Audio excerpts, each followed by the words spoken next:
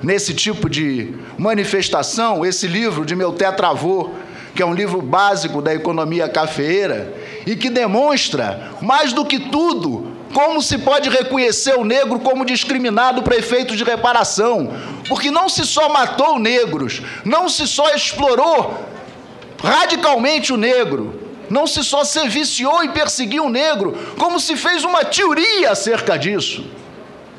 Essa teoria é um livro do fazendeiro para seu filho, mostrando coisas como, por exemplo, como se deveria tratar o negro. Dizer, por exemplo, que o patrão tem que sempre punir o negro, mas nunca punir demais, para que ele não morra e não se perca uma coisa. Ele mostra na ponta do lápis que o trabalhador dito livre seria mais barato que o escravo, e prepara, assim, o grande problema de reparação que nós temos e que as ações afirmativas no sistema de cotas tentam, de alguma maneira, resolver, que é o problema de nós não termos tido ação afirmativa em 1889, ou em 1888, como até já referido na correspondência particular da princesa Isabel. Este livro demonstra que o projeto da elite brasileira era subalternizar o negro, era marginalizar o negro, era não dar oportunidade ao negro quando se adotasse definitivamente o modo capitalista de produção no campo. E a Lei de Terras de 1850 já preparava esse ambiente. Então, é este depoimento que eu também gostaria de trazer. História. Não é fácil saber que o seu tetravô foi o algoz de Manuel Congo. Não é fácil saber que o seu tetravô escreveu um livro como esse, que é uma bíblia da perseguição específica do negro no Brasil. E por conta disso que nós pudemos participar com muita felicidade dessa experiência do Rio de Janeiro, a qual eu chamo a atenção de Vossas Excelências, que é a experiência das universidades estaduais do Rio de Janeiro, que já está na segunda lei. Nós já passamos por 5 anos de cotas e estamos indo para mais 10 anos de cotas. E essa é uma das grandes virtudes do projeto, é manter a cota por 10 anos. Porque há cursos superiores que terminam em 5, há cursos superiores que terminam em 6, às vezes em 7. Em 10 anos, em 5 anos, não se pode avaliar cota nenhuma. 10 é o mínimo. E eu acredito que os sistemas de cotas devam viger por uma geração, ou seja, por 25 anos. Existem dados estatísticos que mostram que se hoje todas as faculdades de medicina pública do Brasil admitissem em seus quadros somente negros, nós só iríamos ter metade de negros médicos brasileiros em 40 anos. Esses dados se ajustam a outros, que são da minha experiência profissional, né, de procurador e de professor, de ver tanto na UERJ como na PUC os meus alunos de ação afirmativa serem tão bons quanto os outros e muitas vezes melhores. Eu já tenho a satisfação de ter no meu escritório de advocacia um jovem colega que veio do programa de ação afirmativa da PUC. É impressionante como esses meninos se dedicam mais e melhor do que aqueles que entraram na universidade simplesmente empurrados pela sua classe social ou pela sua condição social, que acaba atendendo pelo nome equivocado, neste caso, de mérito. Essa é uma das grandes virtudes que eu vejo no projeto, é contemplar os 10 anos. Outra grande virtude é contemplar a autodeclaração. A autodeclaração é exatamente a forma ideal de reconhecimento para que haja reparação. A autodeclaração faz com que, pela primeira vez, seja virtuoso no Brasil se considerar negro. E nós, no estado do Rio de Janeiro, resolvemos os problemas de fraude como as fraudes devem ser tratadas, abrindo inquérito e punindo quem fez fraude. Não é possível que haja hoje a visão de que se tenha que ter o ônus da prova de ser negro, depois de todas as vicissitudes que os negros historicamente passaram na nossa história, ainda vão ter que provar que são negros para ter um benefício. Evidentemente que o ônus da prova, nesse caso, é de quem exerce o correlato poder de polícia, para saber se a pessoa deve ou não se inscrever na faculdade, né, na universidade, no vestibular. Mais do que isso, eu quero dizer que muitas vezes, e é uma advertência que faço, pequenas medidas administrativas podem frustrar grandes ideias constitucionais. Um grande constitucionalista americano, Bruce Ackerman, fala muito da revolta da instituição contra a Constituição. Lá no Rio de Janeiro, o primeiro vestibular admitia inscrição de cotistas pela internet. Nos vestibulares subsequentes, eu recomendei que isso não fosse feito, porque era um caminho para a fraude. A autodeclaração é um momento solene, que alguém presencialmente realiza. São detalhes que, às vezes, podem inviabilizar um sistema, e são detalhes administrativos. No mais, eu quero agradecer profundamente e me dizer muito honrado como brasileiro de ver o Senado Federal encaminhar com tanta liberdade, com tanta democracia, um tema polêmico como esse. E dizer que nós, na Procuradoria-Geral do Estado do Rio de Janeiro, na Pontifícia Universidade Católica do Rio de Janeiro, estaremos sempre abertos a quantas convocações forem feitas dessa natureza para que nós possamos chegar a, como disse o professor William Douglas, ao projeto possível, ao projeto viável. E eu encerro chamando a atenção de todos para que este é o projeto da não discriminação. Esse é o projeto da reconciliação do povo brasileiro. Esse é o projeto que pode apagar a mancha terrível que nós temos na história.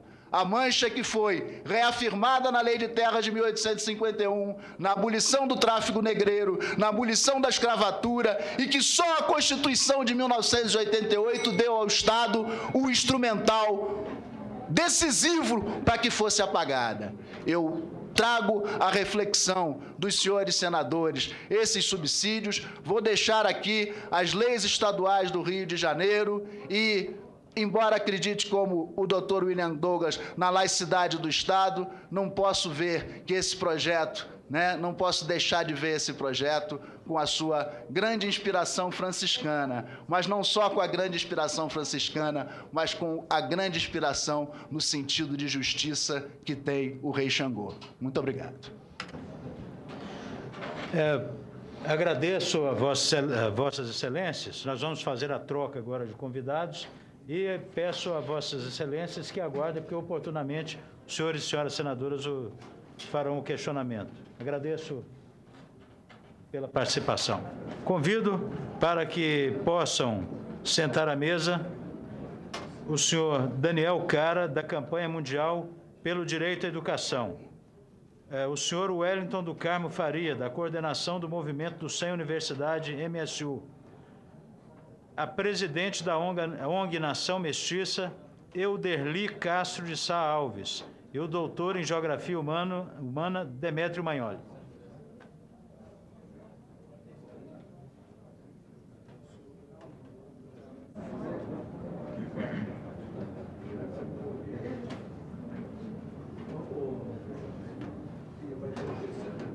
Não, esses são só mais dois. Rapidamente. Professores.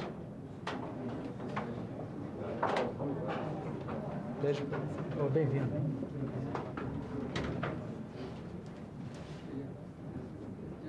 Vamos pedir para trocar. Vamos trocar.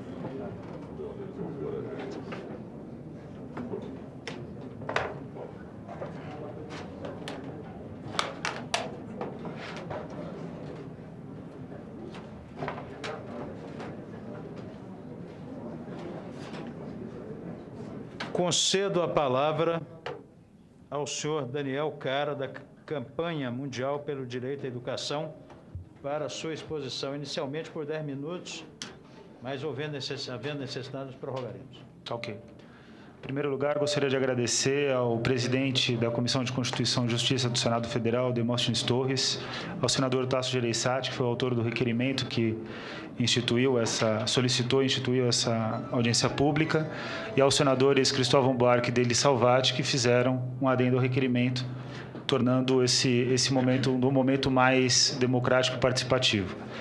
Bom, antes de começar a discorrer sobre a posição da Campanha Nacional pelo Direito à Educação e da Campanha Global pela Educação, eu queria dizer um pouco o que são esses dois movimentos e o porquê que as duas campanhas apoiam esse projeto. Bom, a Campanha Nacional pelo Direito à Educação, ela nasceu em 1999, fruto de uma articulação da sociedade civil pelo Tratado de Educação para Todos. Hoje ela articula cerca de 200 instituições distribuídas pelo país e ela é diretora da Campanha Global pela Educação e é daí, né, que eu também represento aqui a Campanha Global pela Educação. A Campanha Nacional pelo Direito à Educação teve como grande mérito, e é citado, inclusive, esse ponto no relatório da senadora Seres, a aprovação e a implementação do Fundeb. Inclusive, a campanha recebe o Prêmio Darcy Ribeiro por essa intervenção social. Pode ir. O ano passado, para vocês terem uma ideia da abrangência da campanha, nós mobilizamos numa ação, que é a ação da Semana de Ação Mundial, mobilizamos mais de 90 mil integrantes, 90 mil ativistas pela educação no país. Aí está à disposição do Comitê Diretivo, o que demonstra, né, a diversidade de atores que apoiam esse projeto. Então, vai desde ONGs como Ação Educativa, SEDECA Ceará, Centro de Cultura Luiz Freire, que são ONGs tradicionais no campo brasileiro, passando por movimentos como o MST, a Undime, que são os gestores municipais de educação, que também apoiam esse projeto, a UNCME, que são os conselheiros municipais de educação, que também apoiam esse projeto, e o MIEB. E aí um pouco sobre a campanha global. A campanha global mobiliza mais de 50 países, sendo 13 da América Latina, em torno do Tratado de Educação para Todos. Participa e monitora o grupo de alto nível da Unesco. O senador Cristóvão Buarque, inclusive, é muito próximo da campanha global, né? Já teve várias ações, principalmente com o nosso presidente, Kailash. Realiza ações junto a chefes de Estado e monitora políticas públicas em diversos países. E é importante dizer que a campanha global acompanha o PLC 180, que aqui está sendo debatido. Bom, a nossa estratégia de ação, a gente trabalha com a ideia da educação de qualidade para todos e todas, na mesma linha, né, que a Vera colocou anteriormente. A gente trabalha muito fortemente no aspecto do financiamento adequado da educação, da gestão democrática e da valorização dos profissionais da educação, como uma estratégia para garantir a educação de qualidade para todos e todas. Bom, aí agora entra no debate propriamente dito do porquê que a campanha nacional pelo direito à educação apoia o PL 73 e agora, né, o substitutivo do PL 73, o PLC 180. Em primeiro lugar, o ponto fundamental de apoio da campanha é o fortalecimento da escola pública no sistema educacional brasileiro. A campanha reconhece que o PLC ele tem um grande mérito, e é um mérito indiscutível, de retornar a atenção pública para a escola pública, o que significa que a possibilidade do ingresso de estudantes da escola pública na universidade, através do PLC na cota de 50%, ele pode significar o retorno da classe média para a escola pública, essa classe média que, inclusive, deixou de participar da escola pública quando percebeu, inclusive, que os seus filhos tinham dificuldade de ingressar na universidade se permanecessem na escola pública e acabou optando pelo ensino privado. Um outro aspecto fundamental é que o projeto trabalha o critério racial transversalmente. Isso é importante deixar claro, porque está tendo muita confusão na divulgação do projeto, um equívoco, inclusive, da imprensa, que está interpretando que o critério racial ele é concorrente com o critério de renda. Na verdade, todo o critério do projeto é racial e trata o IBGE como referência, o que significa que os brancos pobres não deixam de estar representados, tanto na escola pública, como também os brancos pobres fazem parte das estatísticas do IBGE. Um outro ponto fundamental é que o projeto ele é um projeto da sociedade. Inúmeros ativistas, movimentos e conselhos e conferências apoiam esse projeto. Eu era vice-presidente do Conselho Nacional de Juventude e o Conselho, por exemplo, fez várias moções em defesa desse projeto.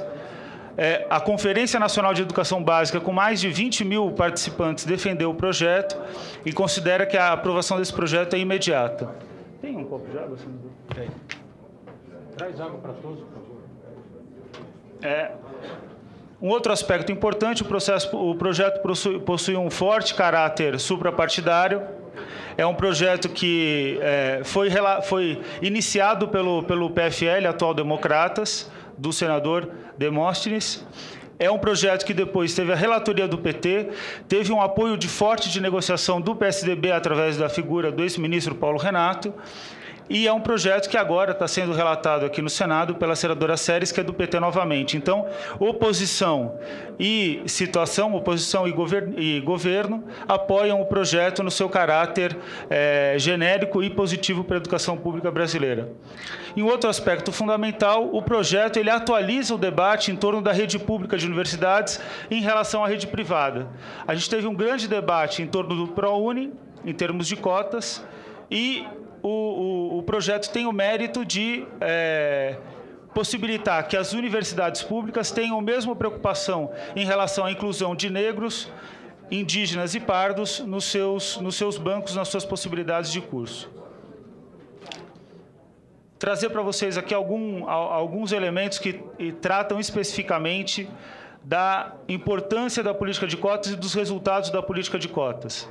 Eu peguei o caso aqui da UNB, porque a UNB é uma universidade aqui mais próxima, uma das universidades federais mais importantes do país, e a UNB publicou em 2008, em agosto de 2008, um grande relatório, que era um relatório conclusivo do desempenho dos alunos cotistas que ingressam em 2004. Nesse relatório, o desempenho acadêmico dos alunos da primeira turma de cotistas do UNB em 2004 ficou acima da média da instituição. Eles obtiveram nota de 3,9 numa escala de 0 a 5, sendo que a média foi 3,8. Então, significa que os alunos de cotas eles conseguiram ter um desempenho bastante satisfatório, até melhor do que os demais alunos. Apenas 1%, isso é importante ressaltar, 1% apenas dos 378 estudantes que foram beneficiados pelo sistema de cotas abandonou os cursos. 44 desses 378 que se inscreveram em 19 cursos diferentes, com 4 anos de duração, e tinham previsão de colar grau no segundo semestre de 2008, e outros optaram por cursos de 5 anos de duração e devem colar grau em 2009. Então, essa pesquisa ela trata dos primeiros alunos que se formam em 2008. Em agosto de 2008, a UNB tinha 19.583 alunos, sendo que 2.332, 11,19%, entraram na universidade pelo sistema de cotas. E aí a gente conhece bastante a realidade da UNB e percebe que, na UNB, a presença dos alunos cotistas, na verdade, modificou o caráter da universidade. E a universidade, no seu princípio fundamental, no seu princípio fundador, ela parte de um princípio de diversidade. Então, esses alunos, de fato, estão fazendo diferença não só em termos de desempenho educacional, mas também em termos de desempenho, de possibilitar aos demais alunos um convívio social mais efetivo e real. Um outro ponto importante é que há cotistas nos cursos de administração, ciências contábeis, arquivologia, biblioteconomia, enfermagem, estatística, comunicação social, pedagogia, educação física, ciências farmacêuticas, geografia, ciências biológicas, ciências sociais, letras, matemática, nutrição, ciência política, relações internacionais e serviço social. Então, o resultado disso é que os cotistas, na verdade, eles estão, inclusive, num dos cursos mais concorridos da UNB, que é precisamente o curso de Relações Internacionais, e a UNB tem oferecido para o país uma série de embaixadores que a gente conhece no Instituto Rio Branco. Então, a política de cotas ela não interferiu na função do mérito, quer dizer, ela, na verdade, propiciou que alunos que estavam apartados do sistema educacional pudessem se integrar e pudessem se desenvolver através desse sistema. Bom, em 4 de agosto, e esse é um ponto interessante, porque o outro debate que tem sido feito, além da crítica em relação ao mérito, é a crítica em relação ao futuro desses jovens. Qual é o futuro do jovem cotista?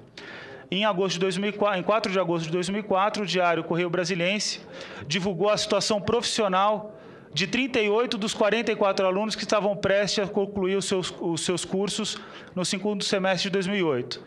57,9% ingressaram no mercado de trabalho. Essa é uma estatística que, inclusive, na matéria do jornal, é superior aos demais alunos. 18,4% estão concluindo estágios e 23,7% estão estudando para concursos públicos ou pós-graduação. Então, o resultado da política de cotas foi um resultado bastante positivo. Próximo. Outro ponto interessante, a revista da DUSP, a revista 43 da DUSP. A DUSP, eu fui aluno de graduação e mestrado em ciência política na USP. A USP é uma das universidades onde mais o debate sobre o sistema de cotas ele pega, né? Onde o debate fica mais acirrado, até porque tem muitas posições divergentes dentro da universidade. Mas a revista da DUSP ela publicou um artigo especial sobre cotas no exemplar 43, que foi de junho de 2008, que ele aponta que 39 instituições públicas de ensino superior, sendo que 20 são universidades federais, adotam um sistema de cotas nos seus processos de admissão de alunos.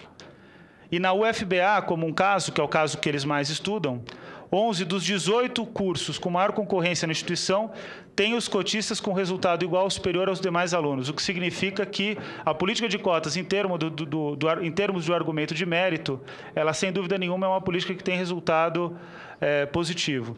E aí um ponto interessante do projeto, eu vinha conversando com o professor Monlevade, que é assessor aqui do Senado, é que se a gente tem hoje 20 instituições de ensino superior federais que já trabalham com o sistema de cotas, um grande mérito desse projeto, e por isso que esse projeto precisa ser aprovado com extrema urgência pelo Senado Federal, é que ele vai possibilitar a criação de um sistema único de cotas para essas universidades que já praticam a cota, o que significa um melhor desenvolvimento da política pública, uma melhor capacidade da sociedade de analisar essa política pública e, principalmente, esse projeto vai possibilitar efetivamente um ingresso maior de estudantes na universidade pública, estudantes que estão apartados, partindo sempre do pressuposto de que o Brasil é uma democracia, o Brasil é uma república, como coloca o artigo 3º da Constituição, que preza pela igualdade de direitos, e, na prática, os negros eles acabam tendo, como muito bem colocou o professor Werneck, acabam tendo seus direitos cotidianamente e historicamente violados, e esse projeto é uma possibilidade de propiciar uma mudança nesse quadro. Então, além dos pontos que o professor Werneck já colocou e o professor William também já colocou, eu queria ressaltar só no relatório, no voto da senadora Séries, queria ressaltar, para concluir, a conclusão do relatório dela, que ela coloca que todos sabem que o PLC número 180 de 2008 não resolverá todos os problemas da educação pública brasileira. Nem esse é o seu propósito, e ela bem coloca isso porque, de fato, não é o propósito. Mas representa a medida da mais alta importância, que certamente renderá frutos importantes no sentido de se corrigir as desigualdades sociais. É disso que se trata. Com o agravante de que, quando se observa como se executa a política de cota, e quando ela é executada com cuidado e com presteza, quer dizer, quando os atores públicos se preocupam em executar de maneira adequada a política de cotas, o resultado, como vocês podem perceber, só pelo caso do UNB, mas eu podia trazer o caso da Universidade de Sergipe, Universidade da Bahia, podia trazer o caso das universidades do interior de Minas Gerais, quer dizer, praticamente todas as universidades federais que implementaram a política de cotas, elas tiveram bom resultado. E isso não significou nenhum problema em termos da política de méritos e muito menos significou o fortalecimento da escola pública. E o mérito desse projeto é que, além de fortalecer a política de cotas, ele propicia o fortalecimento da escola pública, que é a instituição republicana, entre todas as instituições republicanas, sem dúvida, a mais importante, porque é aquela que vai fazer com que o Brasil reproduza os valores da sua sociedade e propiciar para que todos os cidadãos brasileiros repensem esses valores e, com certeza, reconstituem esse país num país justo, solidário e digno para todas as pessoas, não apenas para os brancos, para os brancos pobres e depois para os negros, para as mulheres negras, numa cadeia de vulnerabilidade que todos vocês conhecem. Então, queria agradecer o convite do Senado e eu encerro aqui a minha apresentação. Com a palavra, presidente da ONG Nação Mestiça, Euderli Castro de Sá Alves.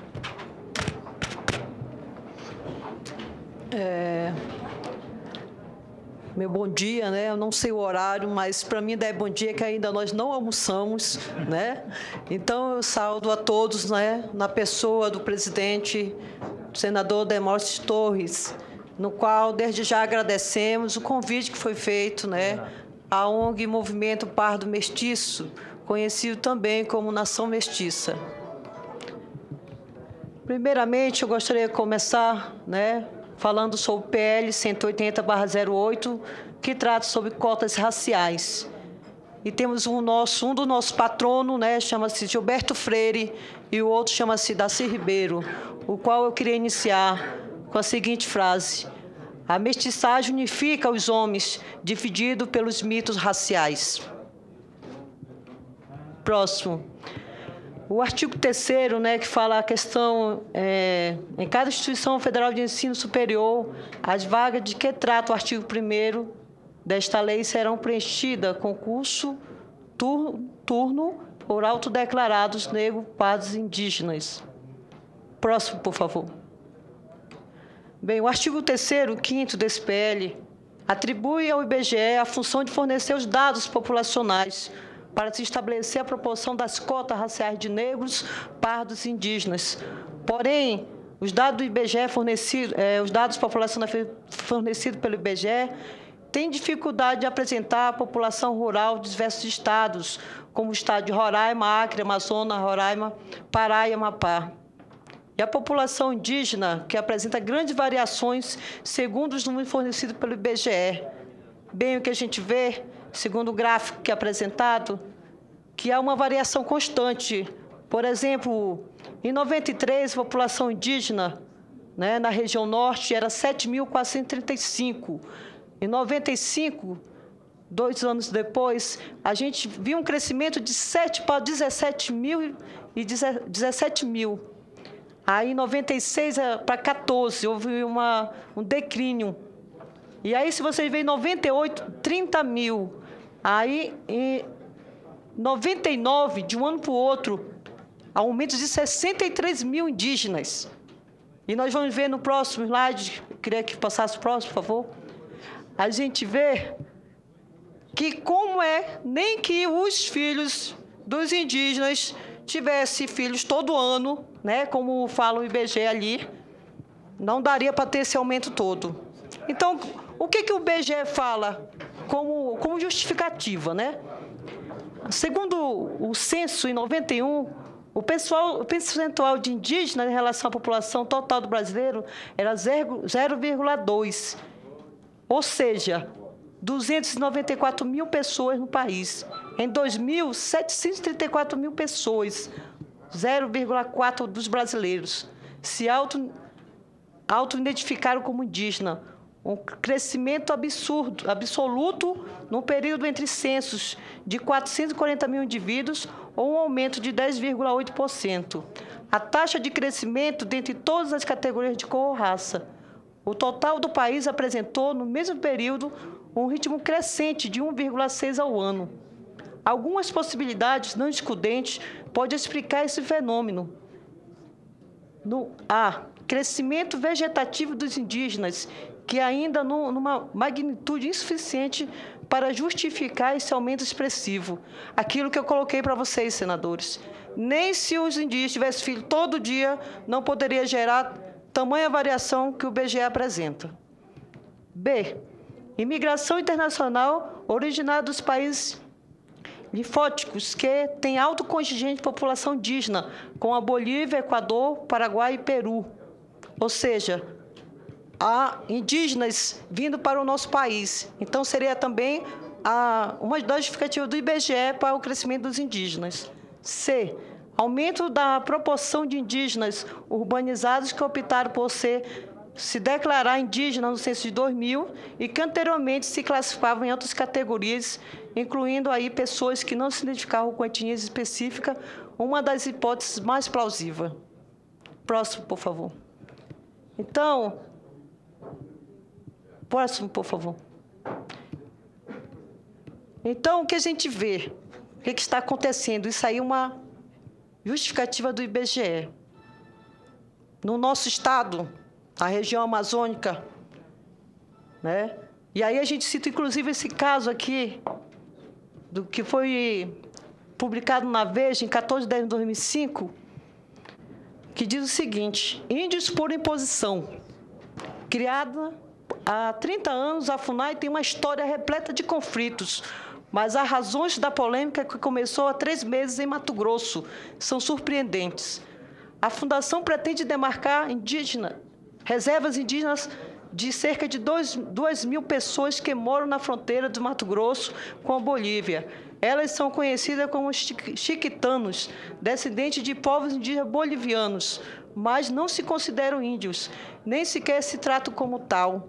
Isso aí foi publicado na revista Veja, ou seja, estão obrigando o nosso povo a se declarar indígenas.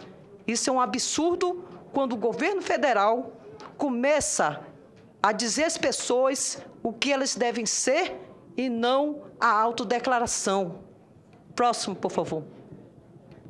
Outro exemplo, isso aí é no Amazonas. E, por sinal, é no interior do Amazonas, que é minha terra, que é Itacoatiara, no interior do Amazonas. Aí eu digo para por que estão se autodeclarando indígenas? Aí saiu no jornal também, da marcação de 20.000 hectares de terra do Rio Urubu, em Itacoatiara, gera polêmica. A Comissão de Antropólogos, inclusive do Rio de Janeiro, criada em 86, e quem nunca pisara em nosso estado, gerou uma grande polêmica no Rio Urubu, no município de Itacoatiara, a 270 quilômetros de Manaus. Trata-se de uma demarcação de 20.000 hectares de terras, denominadas de indígenas, sem contudo possuir sequer no local que possa ser respaldada a criação da terra indígena. Ou seja, nós, os mestiços da Amazonas, ou nós, principalmente o interior, ou se declaram indígenas, ou simplesmente perdem sua terra.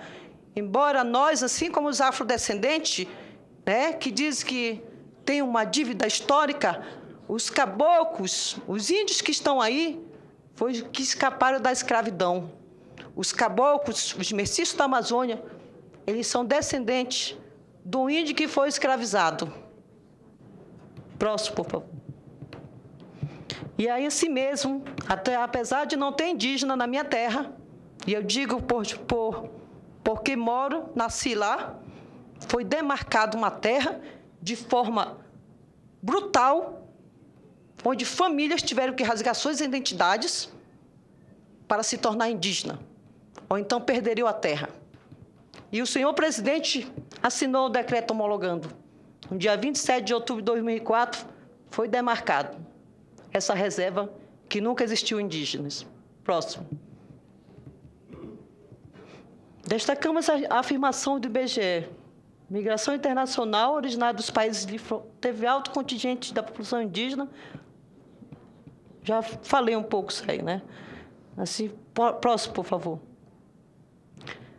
Aí a gente observa assim, o artigo 6º, né, da questão do Ministério da Educação e a Secretaria Especial de Promoção da Igualdade Racial, que seriam responsáveis pelo acompanhamento e avaliação desse programa.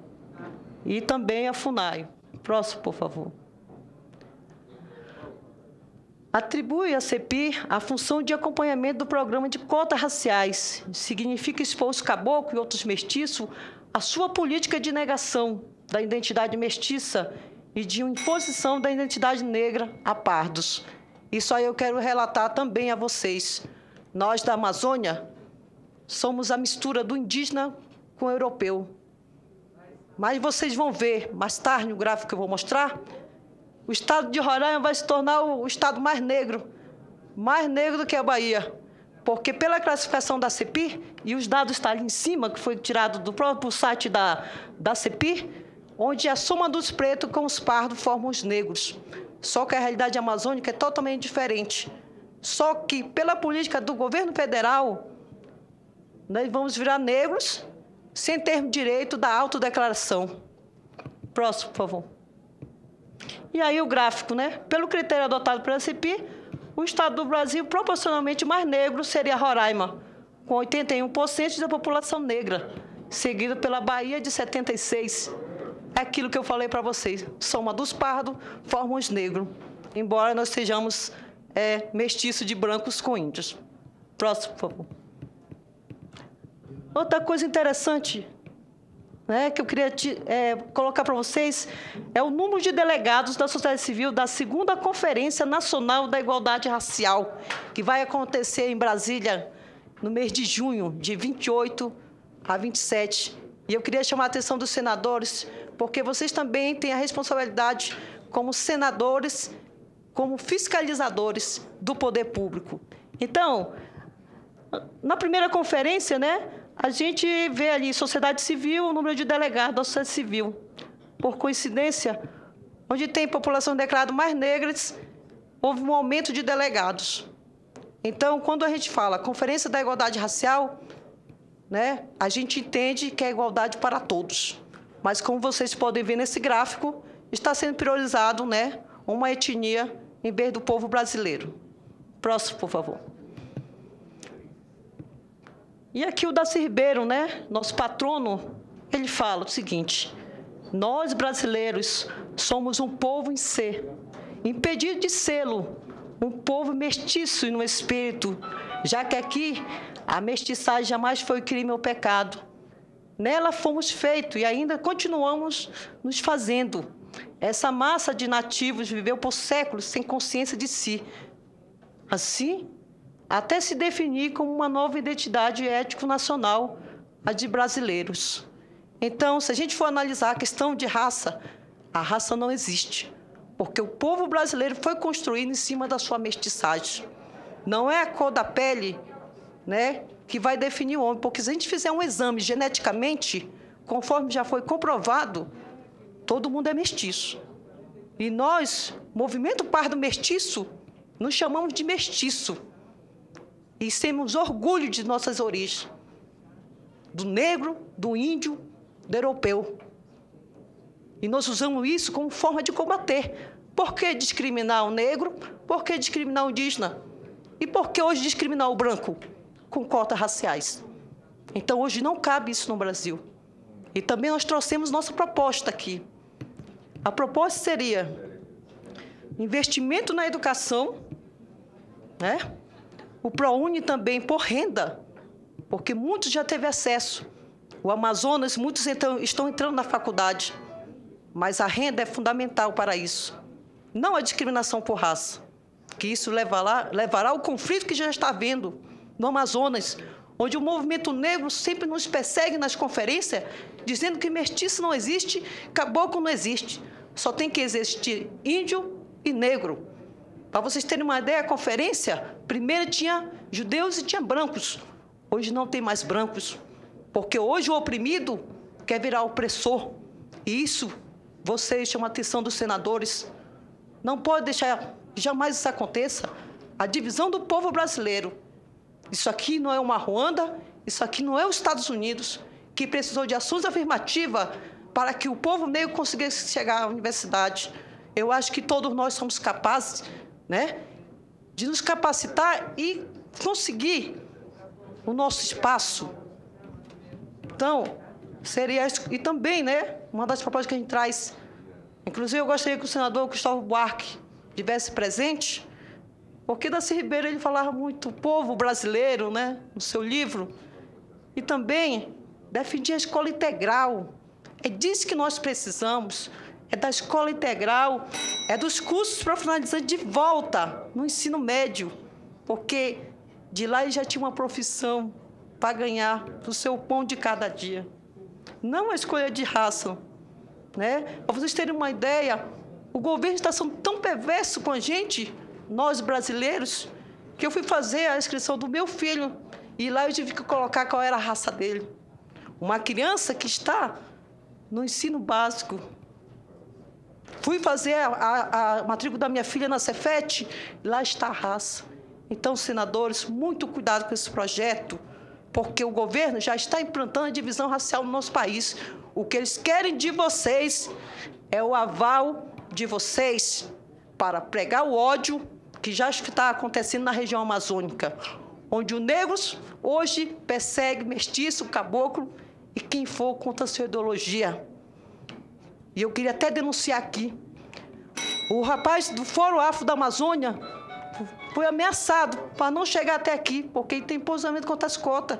Isso é um absurdo. Isso é policiamento ideológico, senhor presidente. Nos perseguem por sermos contra as cotas e sermos a favor de igualdade para todo o povo brasileiro. Muito obrigada.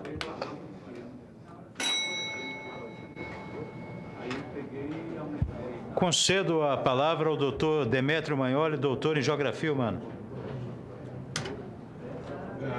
Bom dia, boa tarde. Bom dia, boa tarde, senadores. Prazer imenso. Está dando para ouvir aqui o microfone? Está ouvindo, está ouvindo. Dá para ouvir? Bem, Blumenbach, Buffon, Paul Broca, aqueles cientistas que no século XIX inventaram o mito da raça, aqueles grandes personagens do racismo científico do século XIX, ficariam extremamente felizes se vivessem no Brasil nessa época. Nunca se falou tanto em raça. É coisa extraordinária. Brancos, negros, pessoas roxas, cor-de-rosa, verdes, azuis. Não é sobre isso a discussão. A nossa discussão é sobre o significado da nação. Não é sobre raças. A nossa discussão não é sobre raças, é sobre o sentido do princípio da igualdade perante a lei.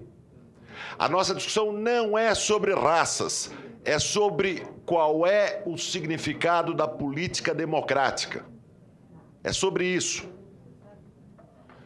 A fonte dessas políticas de preferências raciais que hoje se propõem aqui no Brasil, nos moldes como elas aparecem no Brasil, é Richard Nixon. O discurso original dessas propostas é o discurso do Black Capitalism, que foi pronunciado em 1968 e deu origem às ordens executivas, que em 69, 70 e 71 iniciaram os programas de preferências raciais dos Estados Unidos.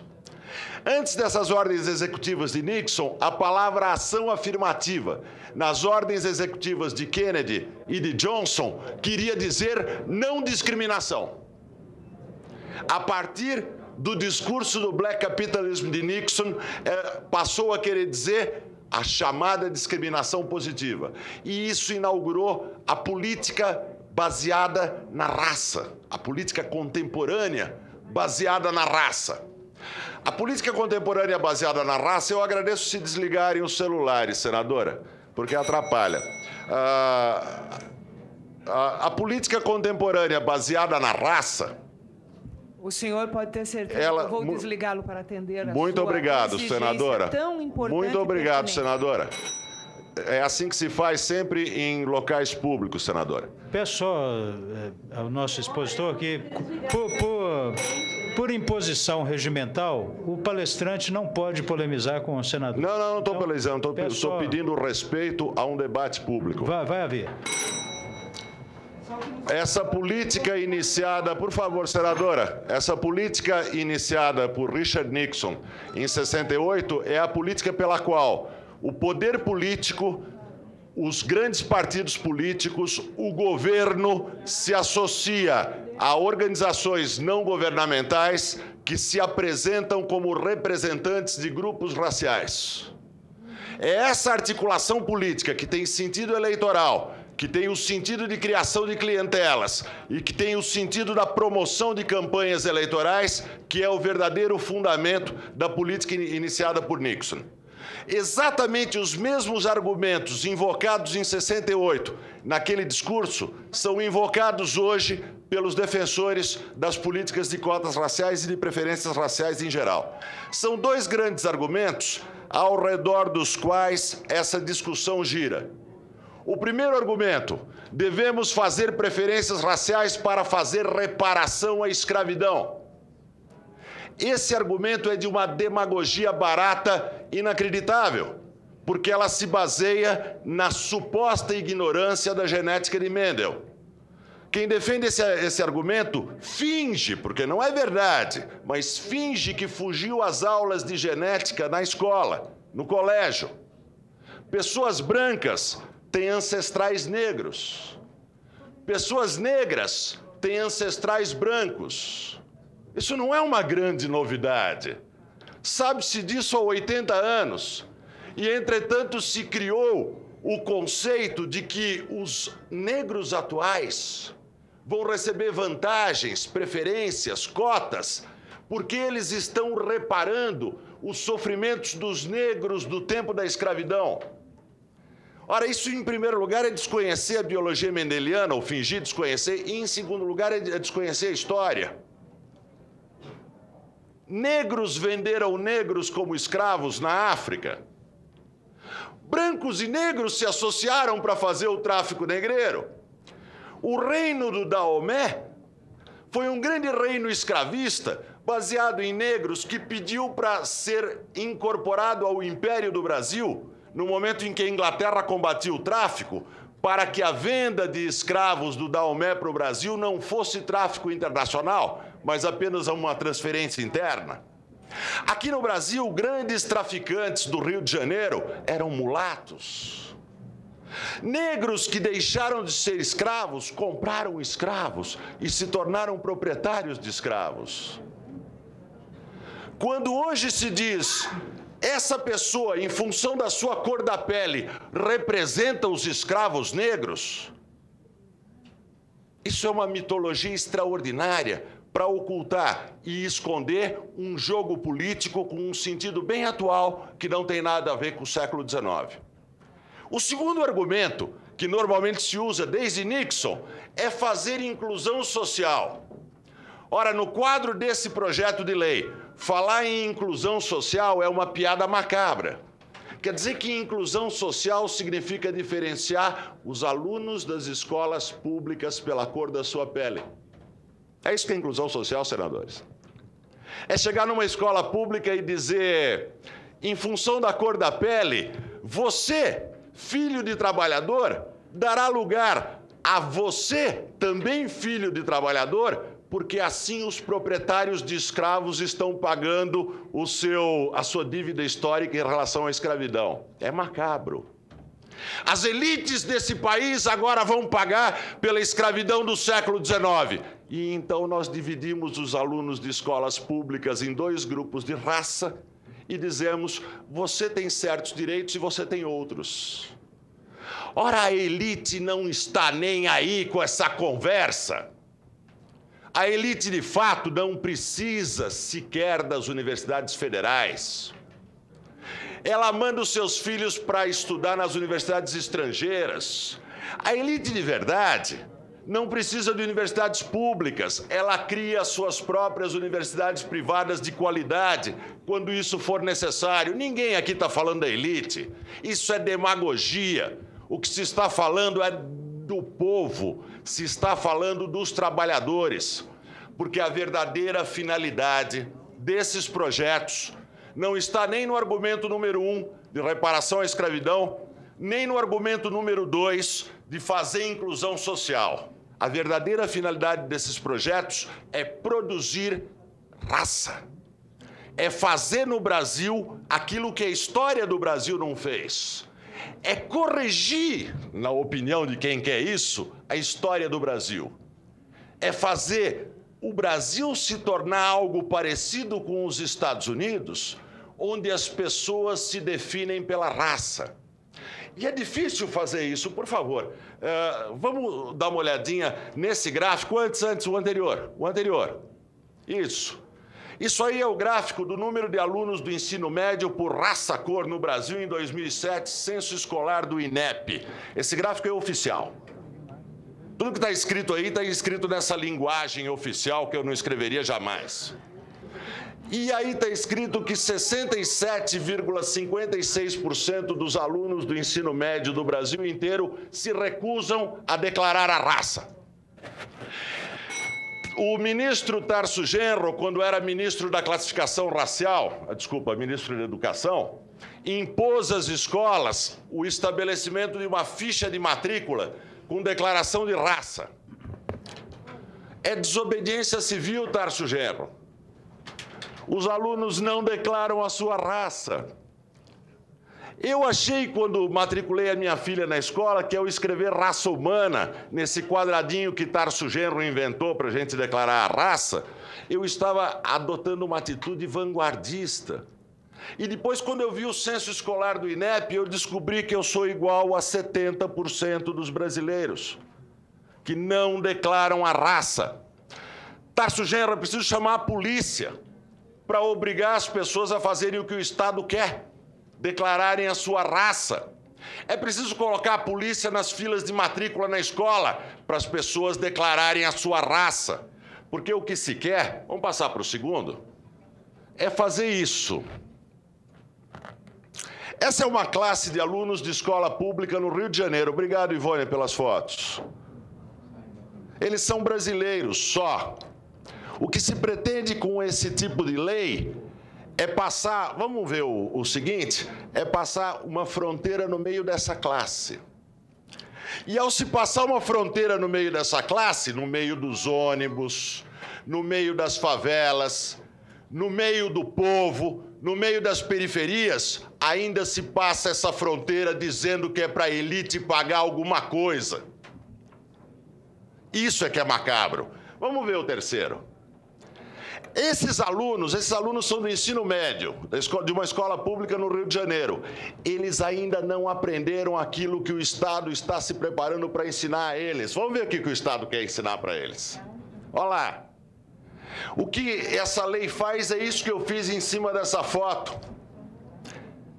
Separa as pessoas da raça errada, as pessoas da cor errada. E diz o seguinte: vocês não são mais colegas, vocês não são mais filhos de trabalhadores e brasileiros apenas, vocês são representantes de raças. Porque a elite política do Brasil resolveu que assim é mais legal, que tem que ter representantes de raças. Então vocês cumprirão esse papel. Vamos ver o próximo. Essa turma está junta, mas o Estado pedagogo é um Estado pedagogo que nós estamos criando, um Estado que entra nas classes e classifica a raça dos alunos.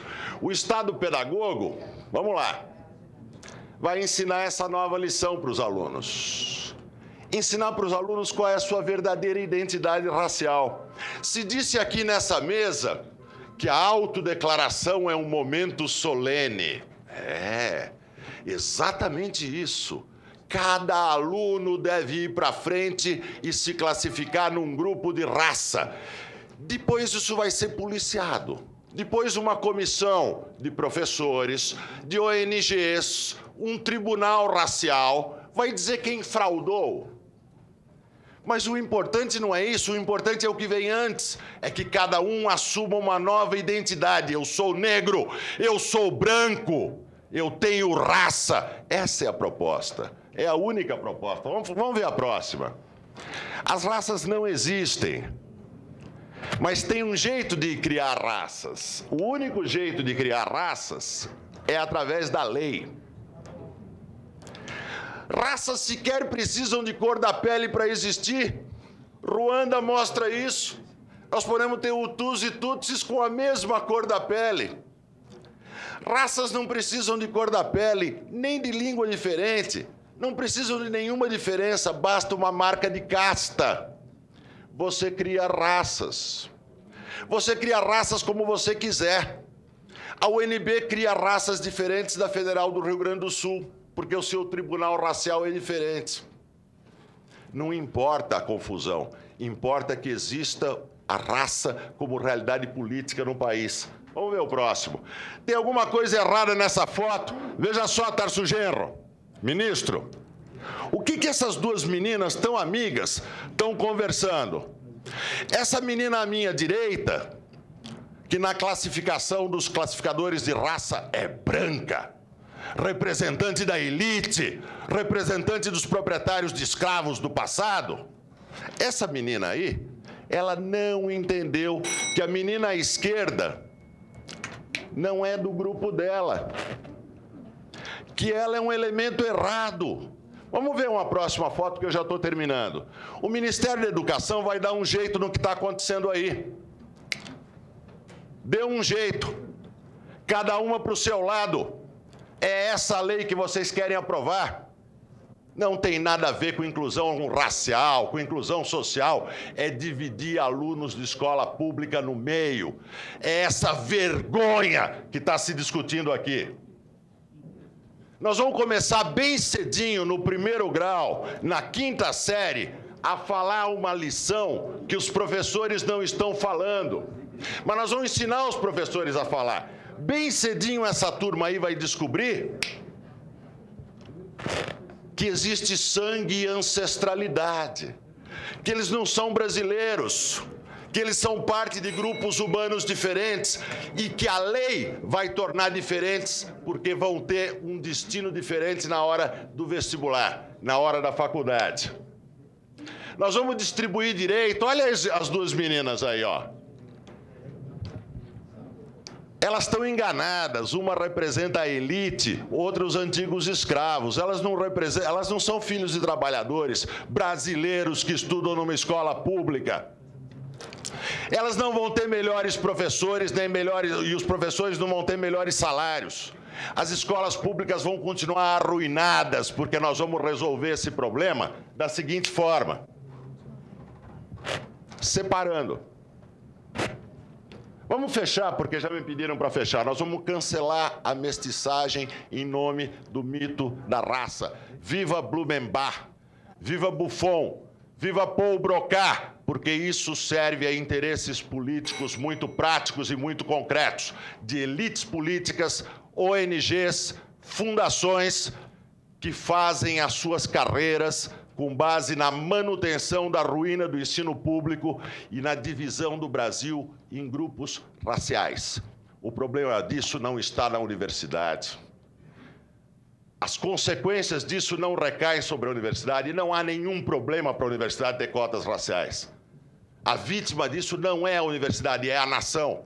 E não é no presente, é no futuro próximo, no futuro dos nossos filhos. Para alguns aqui, no futuro dos nossos netos. Parabéns, senadores. Viva Blumenbach, viva Paul Broca, viva Buffon. Voltamos ao tempo das raças. Eu pediria a todos aqueles que estão fazendo a exposição que nós respeitemos o artigo 94 do Regimento Interno da Casa, que diz o seguinte: os depoimentos serão prestados por escrito e de forma conclusiva, ou se de outra forma assim determinar a comissão. No caso, está sendo feita uma exposição. No parágrafo 3º diz o seguinte: o orador terá o mesmo prazo para responder a cada senador, sendo-lhe vedado interpelar os membros dessa comissão. Nesse caso, nós vimos uma interpelação do professor Demétrio Magnoli, um professor respeitável, a quem nós fizemos o convite e que a casa se sente orgulhosa de tê-lo. Mas precisamos respeitar o regimento. Uma interpelação direta a um senador, o senador, quando comete uma falha, funciona ou não funciona, nós temos uma corregedoria internamente para que possa apurar esses desvios. E mais, quando é uma coisa corriqueira que atrapalha, pode o presidente ser alertado para que tome a devida providência. Então, eu peço aos senhores, que são nossos convidados, até para que eu possa manter também o silêncio da plateia, uma vez que apliquei o regimento em cima da plateia, que os senhores convidados também respeitem o regimento da casa. Agradeço a todos os senhores e passo a palavra para o senhor Wellington do Carmo Faria, da coordenação do Movimento do Sem Universidade, MSU.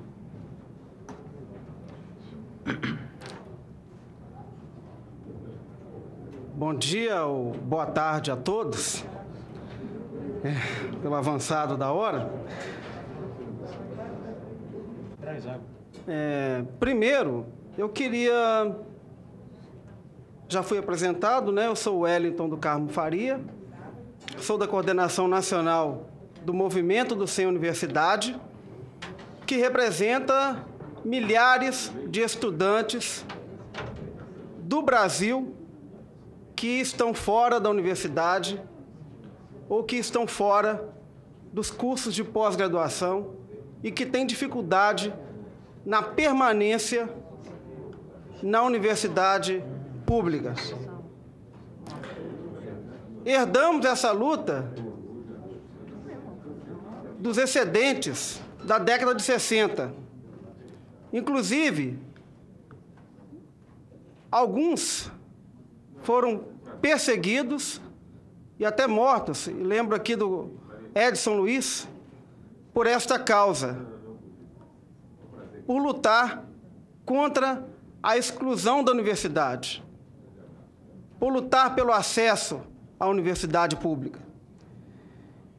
E queria dizer que, quando falamos nesta política pública, dizemos que ela não é uma migalha, tanto que uma expectativa das pessoas do movimento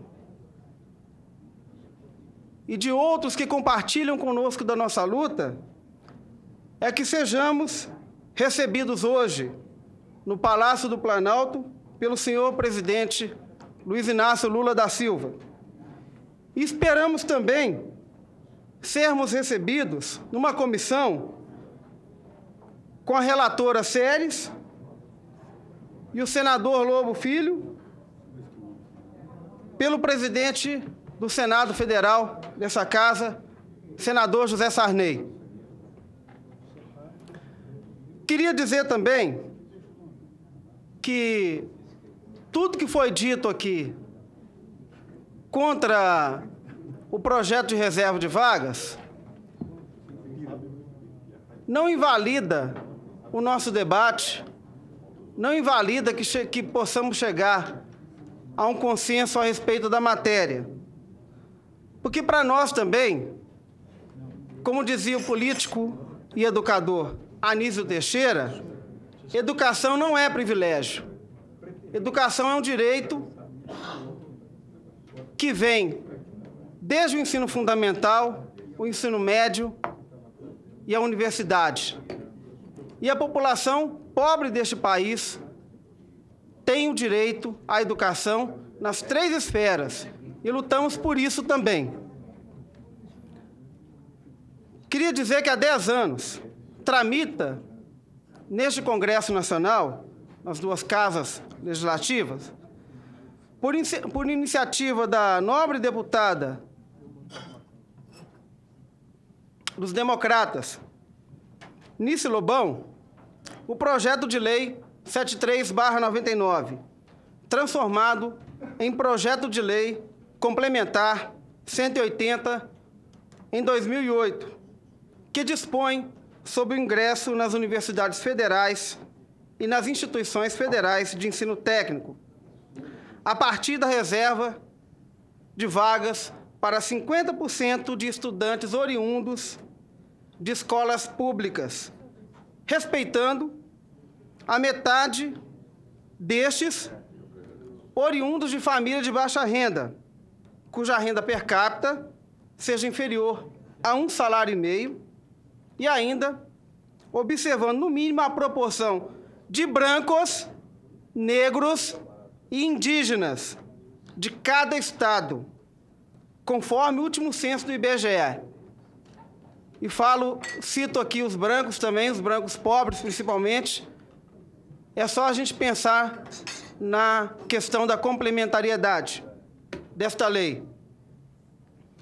O próprio presidente dessa casa, o senador José Sarney, que representa essa instituição, que é o pilar da democracia brasileira, já havia apresentado, em 2001, um outro projeto reservando vagas para negros nas universidades, no momento em que ocorria na África do Sul a 3ª Conferência Internacional contra a Discriminação Racial e Xenofobia, cujo então presidente da República, na época, Fernando Henrique Cardoso, havia recomendado à delegação brasileira a defender o sistema de reserva de vagas.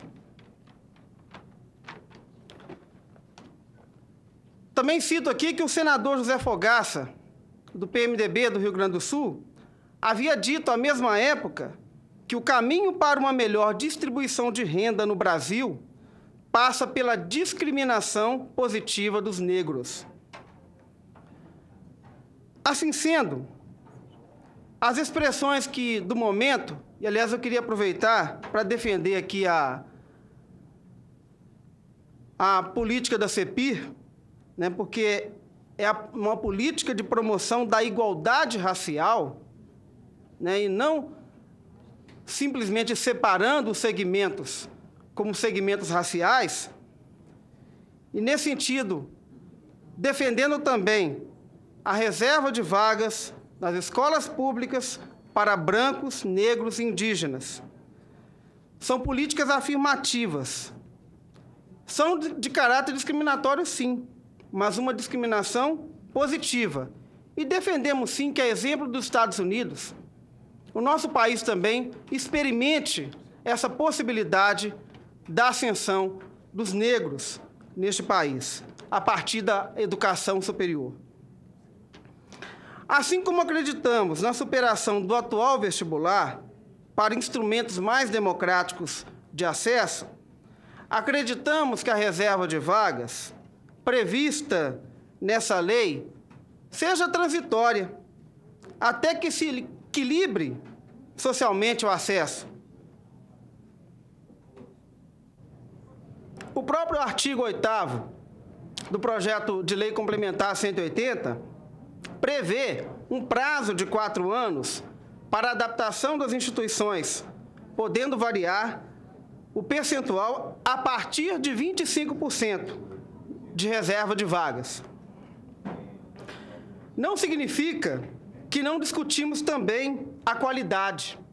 Consideramos a necessidade de lutar para que haja capacitação do corpo docente, melhoria do nível salarial, melhoria nas bibliotecas, laboratórios e demais equipamentos de ensino, tanto a nível federal, quanto no ensino médio e no ensino fundamental.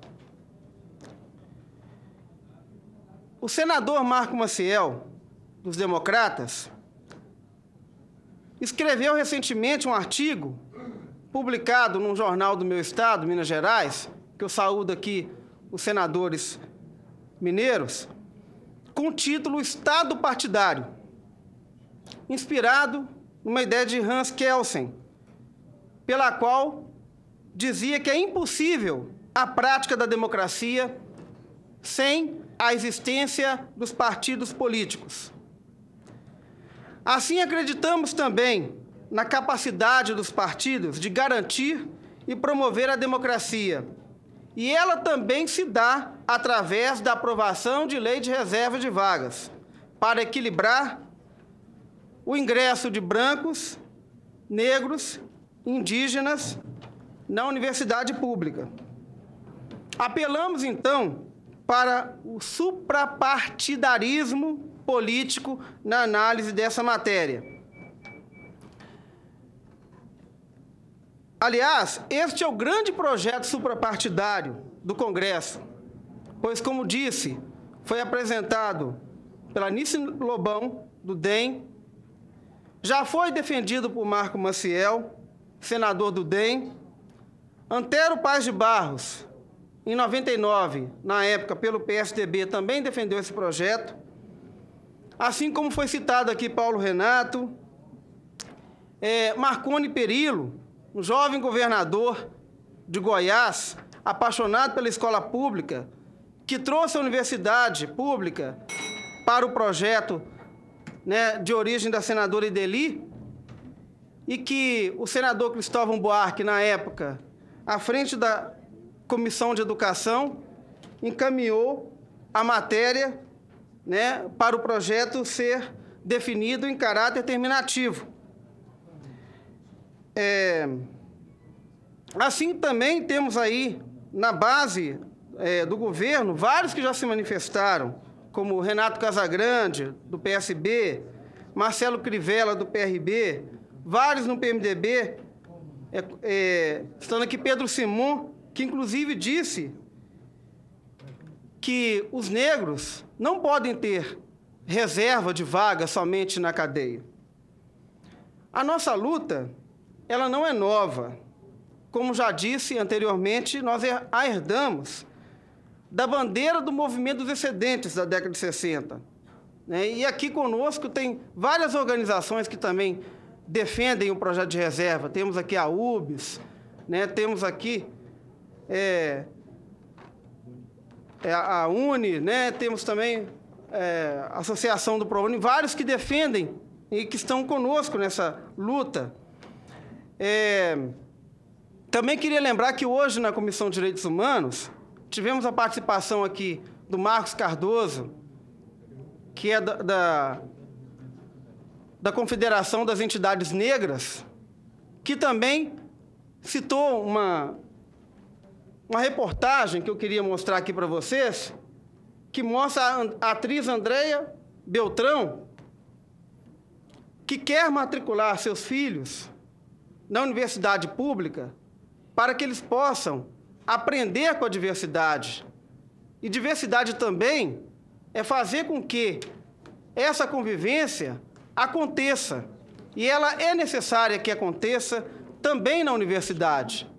Então, portanto, o projeto de reserva de vagas não separa, não exclui, ele tenta equilibrar, né? Pensemos nessa questão do equilíbrio. São 160 anos do nascimento de Joaquim Nabuco. E como também foi dito aqui anteriormente na Comissão de Direitos Humanos, que eu pude participar um pouco antes de vir para cá, a escravidão é uma característica nacional do Brasil. Este era o pensamento de Joaquim Nabuco. Não podemos deixar que essa característica vigore, né, nas nossas discussões que, na verdade, poderiam ser direcionadas para o mesmo fim, para o fim do equilíbrio.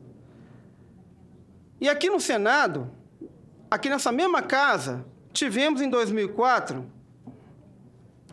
a vitória do ProUni, que foi uma vitória puxada pelo movimento do Sem Universidade, juntamente depois com outras forças.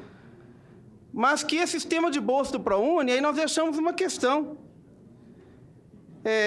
Não podemos também aprovar um sistema de bolsas, assim como aprovamos com muita facilidade, né, para as universidades privadas, também na universidade pública. Essa é uma questão que eu queria deixar. E aí eu queria dizer também que a questão da mestiçagem, ela também é uma questão que aponta, né, também para essa promoção da igualdade. Não podemos tratar a questão da mestiçagem como um ponto que vai nos levar a pensar que estamos sendo desiguais. E aí, dizer também que é muito fácil, há muitos segmentos, a polícia ao longo da história, né, por mais que nós comemoramos aqui o avanço, ela consegue reconhecer facilmente um negro. E aí eu queria dizer, gente, né, finalmente, pela minha experiência pessoal, né, quando eu cursei graduação numa universidade pública de Minas, eu, na verdade, moro numa comunidade de periferia, sou professor numa escola pública de periferia, né, tenho também, estou concluindo, uma experiência que nos levou a esse movimento do Sem Universidade, que é um movimento substantivo, que fazem parte dele todos que abraçam essa causa, né, a ser voluntário numa rede de cursinhos populares, que, aliás, se expandiram, né, e aqui eu saúdo eles como o resgate, o fruto dessa luta, né, pela promoção da igualdade, né, de todos, né, perante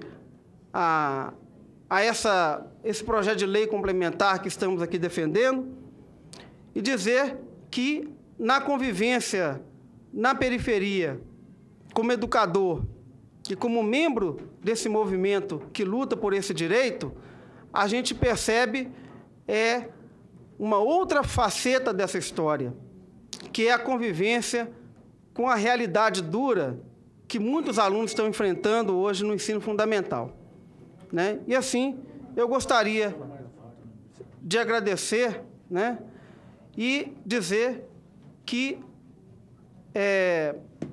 todos tenham esse esforço de pensar no equilíbrio, porque o que estamos construindo para o acesso à universidade pública é o que nós queremos também atingir, para que não aconteça o que aconteceu comigo. Quando eu perguntei para um aluno meu do ensino fundamental o que ele queria na escola, ao não querer estudar, ele disse que estava ali para vender droga. E eu acho que é muito duro um professor ouvir isso.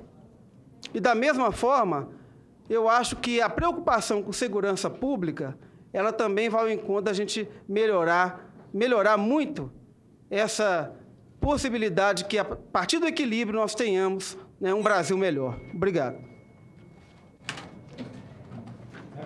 Agradeço a todos os componentes da mesa.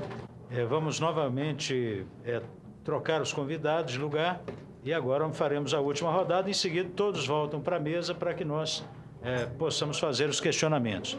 Convido a senhora Rosani Fernandes Caigang, do Fórum da Educação Indígena, e o cientista político Bolívar Lamonier, para que venham para a mesa.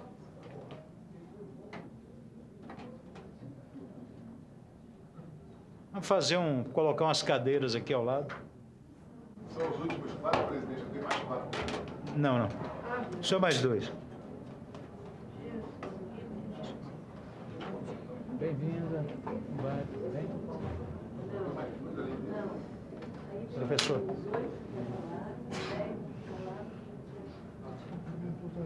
Obrigado.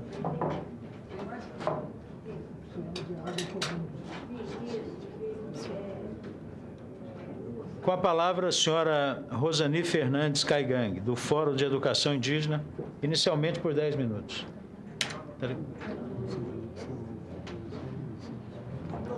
Bom dia a todos e a todas.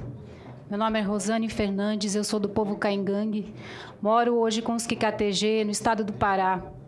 Sou mestranda em Direitos Humanos pelo Programa de Pós-Graduação da UFPA, no Pará. Estou no curso por uma ação afirmativa da UFPA, que reserva 2 vagas no seu programa de pós-graduação em Direito para povos indígenas. Sou bolsista da Fundação Ford, sou assessora pedagógica do povo Kikatejê, sou indígena, fiz toda a minha escolaridade em escolas públicas, meu magistério. Quando ingressei, com todas as dificuldades, no ensino superior, eu não tive a possibilidade de estudar numa escola pública. Não tive a possibilidade de estudar numa universidade pública, excelência em ensino, pesquisa e extensão. Eu fui para uma universidade particular.